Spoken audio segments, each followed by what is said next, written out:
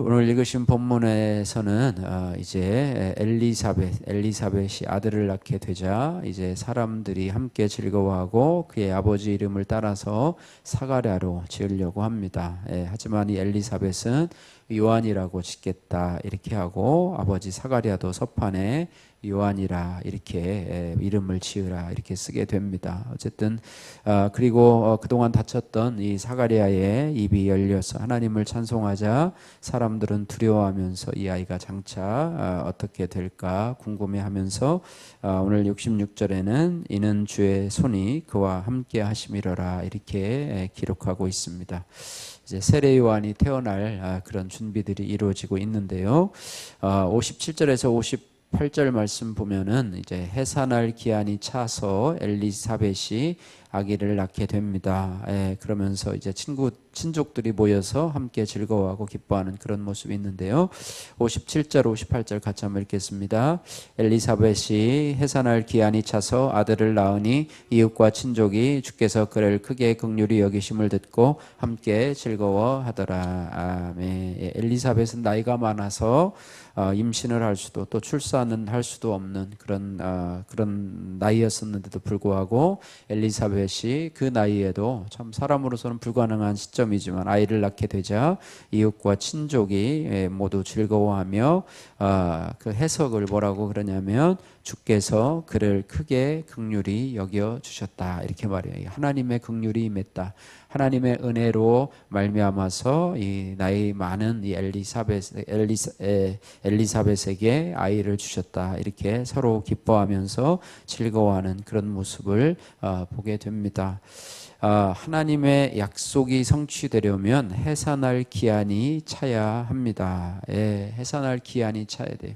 하나님의 말씀이 이루니 기도의 응답도 마찬가지. 기도의 응답도 그런 기도에 응답할 그런 해산의 기한이 차야 응답이 되는 것이죠. 그것을 임계점이라고 얘기를 하는데요. 기도의 임계점이라고 얘기를 하고 하나님의 약속이 성취되는 임계점이라고도 얘기를 합니다. 우리가 말씀을 붙잡고 기도할 때 어저께 말씀에도 하나님의 말씀이 이루어지리다라고 고백했는데 하나님의 말씀이 이루어지려면 하나님의 때가 차야 된다고 하는 거예요. 내 때가 아니라 하나님의 때가 차야 돼요. 그러니까 하나님이 최종 오케이 사인이 떨어질 때가 바로 그 해산할 기한이라고 하는 것이죠. 그래서 우리는 그때까지 참고 인내하면서 낙심하지 말고 꾸준히 기도하고 또 꾸준히 말씀 붙잡고 살아갈 때 오늘 해산할 기한이 차서 오늘 아이를 낳은 엘리사벳처럼 하나님의 응답의 역사 또 하나님의 말씀이 이루어지는 그런 역사를 보게 될 줄로 믿습니다. 그래서 우리는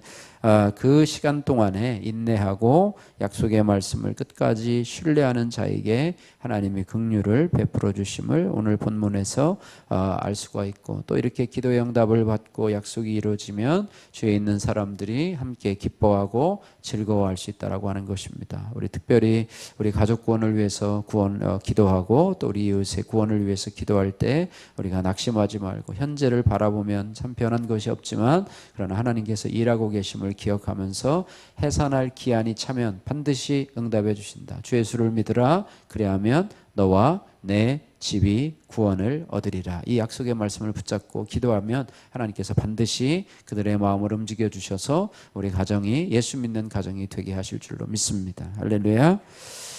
자, 59절에서 63절 말씀에 아기 이름을 짓는 그런 모습이 나오게 되는데요. 당시 아기의 이름은 우리나라도 그렇죠. 돌림자로 짓거나 이렇게 하지 않습니까? 당시 유대 나라도 할아버지나 아버지의 이름을 따라서 짓는 것이 관습이었습니다. 그래서 사람들은 아기 이름을 아버지의 이름을 따서 사가랴라 이렇게 지으려고 하고 있습니다.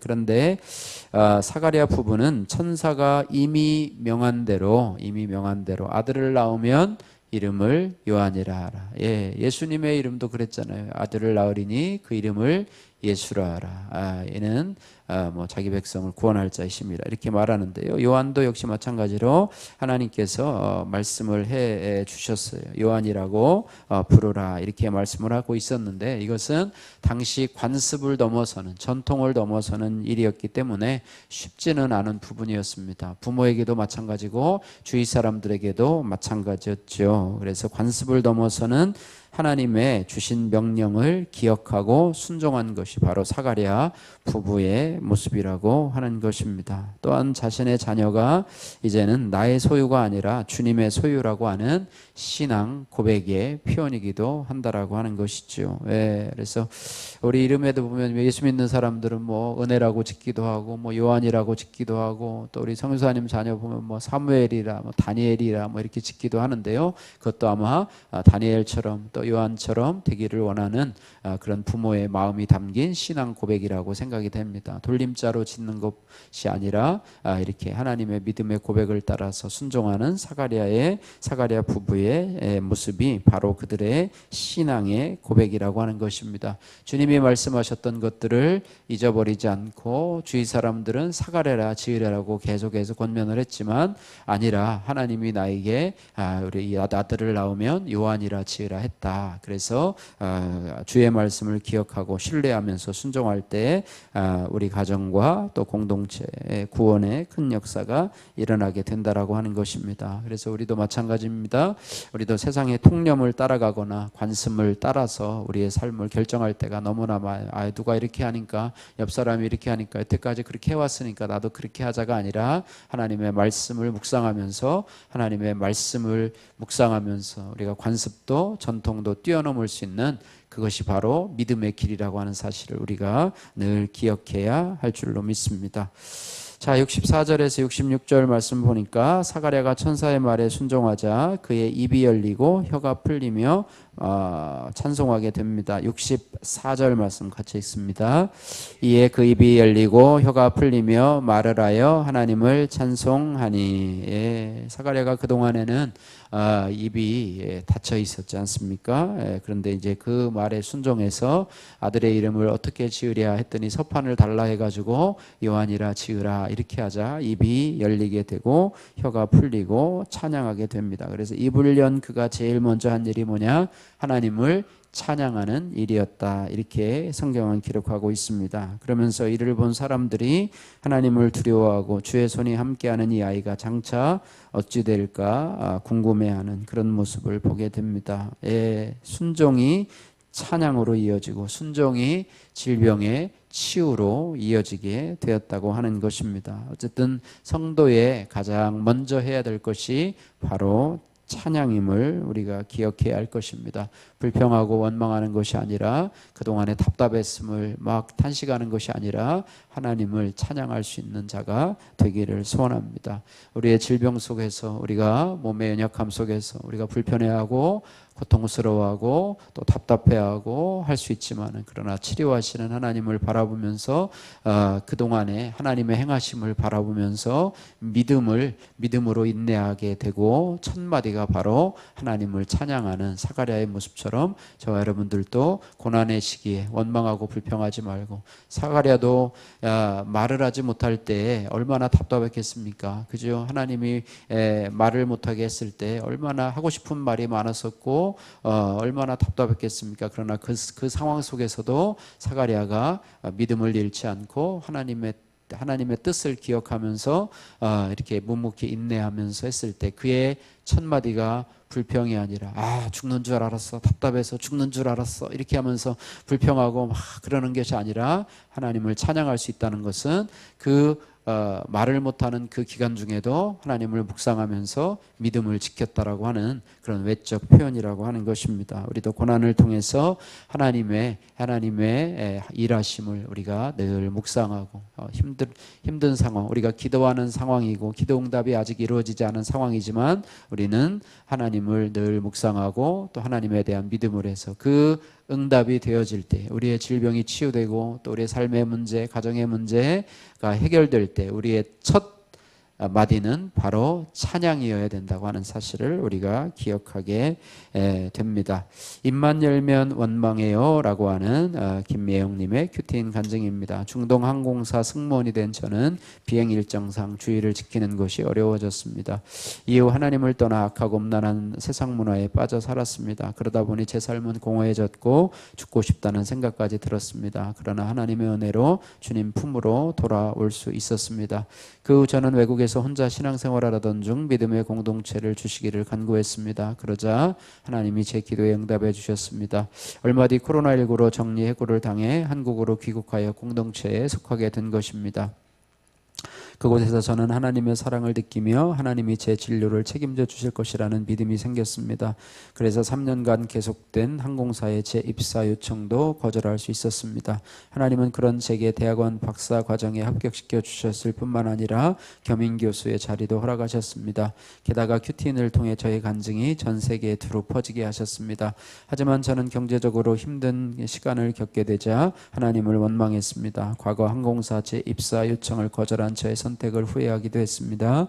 공동체 지체들은 이 시간이 훈련했다라고 권면했지만 나아지지 않는 상황 앞에 하나님께 대한 불신앙을 드러내며 주님에게 욕도 했습니다. 그러던 어느 날 고난 중에서도 여전한 방식으로 큐티하며 인내하는 지체들의 모습이 눈에 들어왔습니다. 그러자 제가 하나님이 하실 일을 믿지 못해 말 못하게 된 사가랴임을 알게 되었습니다. 또한 제 교만과 성공 욕심, 돈 우상을 보고 회개도 했습니다. 그럼에도 여전히 적은 소득과 고용 안정성이 보장되지 않는 업무 환경을 보면 한숨이 나오곤 합니다. 해산할 기한이 차기까지 묵묵히 기다린 엘리사벳처럼 저 역시 초라한 환경에서도 인내함으로 사명을 감당하기를 소망합니다. 적용하기 학생들에게 저의 성공담이 아닌 말씀으로 보게 된 죄와 수치를 나누겠습니다. 저와 비슷한 고난을 통과하는 지체들에게 큐티인을 주며 같이 큐티하자고 권하겠습니다. 기도하겠습니다. 사랑의 하나님 아버지 감사합니다. 하나님 해산할 기한이 차서 이제 사가랴 부부에게 이제 아들이 태어나는 것들을 바라보면서 우리의 기도의 해산의 기한이 차도록 우리가 인내하며 기다릴 수 있도록 하나님이 주신 약속의 말씀을 끝까지 신뢰하며 인내할 수 있도록 하나님 도와주시옵시고 하나님 아버지 우리가 주님의 주신 약속을 기억하면서 그 약속이 하나님 세상 관습과 통념에 막힌다 할지라도 그것을 뛰어넘을 수 있는 믿음의 마음을 허락해 주옵소서. 우리가 아버지 하나님의 해산의 기한 동안에 우리가 인내하고 또 믿음으로 살게 하여 주시고 아버지 하나님이여 여전한 방식으로 고난 중에서도 큐티하며 또 예배 생활하면서 하나님 아버지 우리에게 주시는 응답의 시간에 하나님을 찬양할 수 있도록 하나님 도와주옵소서. 우리 삶이 지금 힘들고 어려운 시간이었고 사가랴처럼 말을 하지 못해서 답답한 고난의 시간이라 할지라도 우리가 아버지 하나님을 원망하고 불평하는 것이 아니라 하나님의 약속의 말씀을 붙잡고 인내하며 여전한 방식으로 우리의 믿음의 길을 걸어갈 때 하나님께서는 해산의 기한이 차고 함께 즐거워하며 하나님 앞에 영광 돌리는 그런 날이 오게 될 줄로 믿습니다. 우리 자신과 또 우리의 가정들 또 우리의 교회에도 또 이 나라와 민족에도 하나님 그런 은혜의 역사가 차고 넘치게 하여 주셔서 기도하는 아버지 한 사람을 인하여서 하나님 아버지 기도하는 사람들을 통해서 하나님 아버지 살려주시는 그런 귀한 은혜가 우리 자신과 가정과 우리 교회와 또 우리 가정 이 나라와 민족에게 임하게 하여 주옵소서. 예수님 거룩하신 이름으로 기도드립니다. 아멘.